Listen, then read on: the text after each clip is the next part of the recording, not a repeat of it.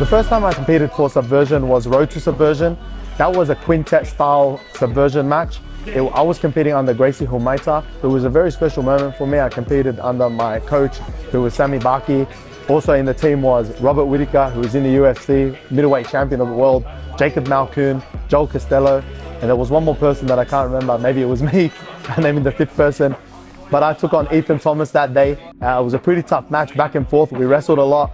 We had a bit of ground time. It was a pretty epic match.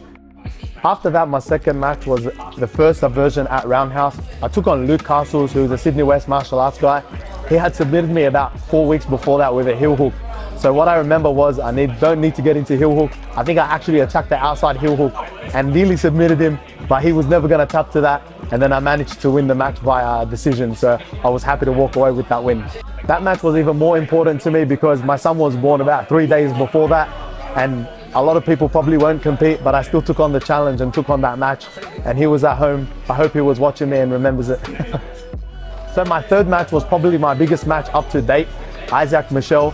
I still took on the match because I wanted the challenge. It was a bit of a different type of match because it was during the pandemic and you couldn't have a coach, there couldn't be anyone. It was when masks were still happening and I managed to take him on. It was a pretty back and forth match up until the last 30 or 40 seconds when he submitted me.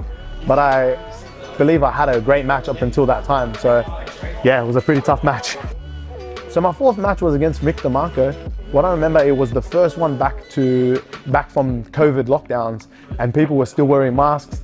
The referee was wearing masks. It was a pretty good match. Felt like I nearly got the submission early on, but he's super tough, which I expected, and he managed to get out, but I won the match by decision, so that was a good match for me. My fifth match was against Mark Scott from Garage Jiu-Jitsu.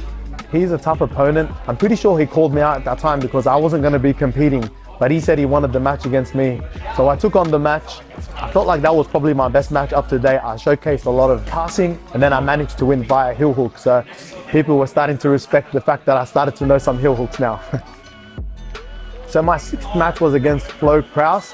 He's super tough. I knew it was going to be like that. I took the match on with about a week's notice and there was a bit of a weight discrepancy as well with that one because it was a day before weighing, probably about 8 kilos or so. I always walk around at 70 kilos.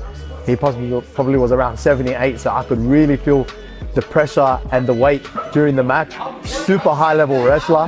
He managed, I think, took me down, which was probably the first time I've been taken down in a long time from a duck under, or when I reshot maybe, I can't remember exactly. I thought I was down and I remember during the match, I'm like, I have to go, I have to go, I have to win this match. Crowd started going crazy, yelling out, Ali Boumbaye, my brothers. I was like, I can't lose. Managed to get underneath him, get around to the back and nearly finish with a rear naked choke. That pretty much gave me the win in the match. So my last match was against Mikhail. That was Subversion State of Origin. It was really important because I wanted to make sure that I get this match and win it. Mikhail is really well respected in the community. And for me, he's someone that he's a good friend of mine actually, but someone that I always wanted to verse. So the fact that I was able to walk away with the win, I could hear the commentator saying he's got a really hard guard to pass, and I managed to pass him 2 or 3 times.